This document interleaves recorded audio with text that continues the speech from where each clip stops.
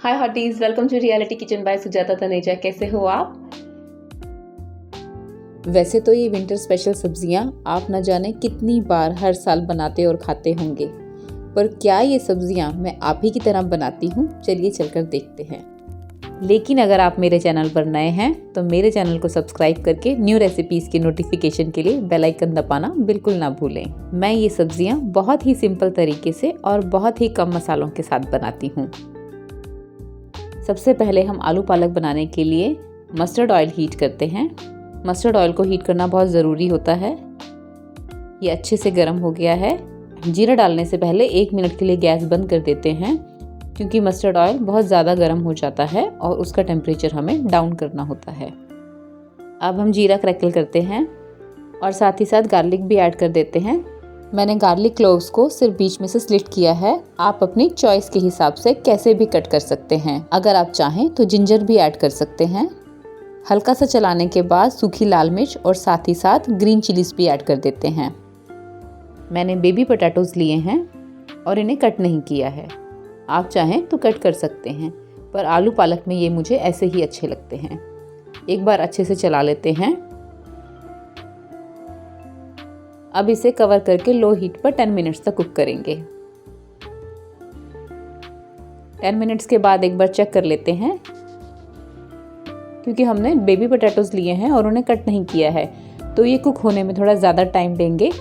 सर्दियों के ये नए छोटे वाले आलू खाने में बहुत ही अच्छे लगते हैं, इसीलिए मैं आलू पालक इसी के साथ बनाती हूँ। फिर से इसे 5 मिनट तक लो हीट पर कवर करके कुक करेंगे। 5 मिनट्स के बाद एक बार देख लेते हैं। देखिए, गार्लिक भी अपने आप ही ब्राउन हो गया है और यही हमें चाहिए था। एक बार अच्छे से चला लेते हैं। अब देखिए, इन पोटैटोस में हल्का सा गोल्डन कलर आना स्टार्ट हो गया है। ये अच्छे से ऑयल में फ्राई हो गए हैं। इस स्टेज पर हम पालक ऐड करेंगे। आप चाहें तो पालक की क्वांटिटी कम या ज़्यादा भी कर सकते हैं। पालक में बहुत ज़्यादा वाटर कंटेंट होता है। अब हम हीट हाई कर देंगे और इसे जल्दी से एक बार चला लेंगे। देखिए, पालक की क्वांटिटी रिड्यूस होने लग गई है। पालक में बहुत ज़्यादा वाटर कंटेंट होता है और इसमें सॉल्ट कंटेंट भी बहुत ज़्यादा होता है, तो पालक में सॉल्ट डालते हुए थोड़ा ध्यान रखें।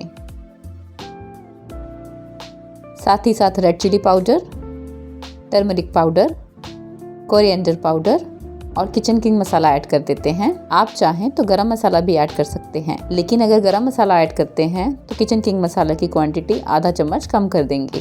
आप देख रहे होंगे, बातों ही बातों में मैंने सारी चीज़ों को अच्छे से मिक्स कर दिया है और पालक ने भी काफ़ी पानी छोड़ दिया है। अब इस तरह से बीच में कैविटी बनाकर टोमेटोज ऐड करते हैं और लो हीट पर कवर करके 10 मिनट्स तक कुक करते हैं। 10 मिनट्स के बाद अनकवर करते हैं। टोमेटोज भी अच्छे से कुक हो गए हैं। अब इन सभी चीज़ों को अच्छे से मिला देते हैं। सब्जी काफ़ी अच्छी बनी दिख रहा है। पालक ने काफ़ी पानी छोड़ दिया है।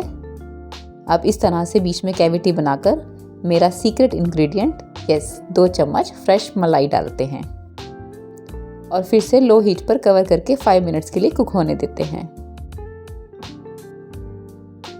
5 मिनट्स के बाद चेक करते हैं।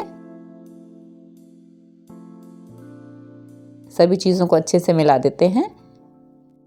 पालक तो कुक हो ही जाती है, लेकिन हमें एक बार आलू चेक करने हैं।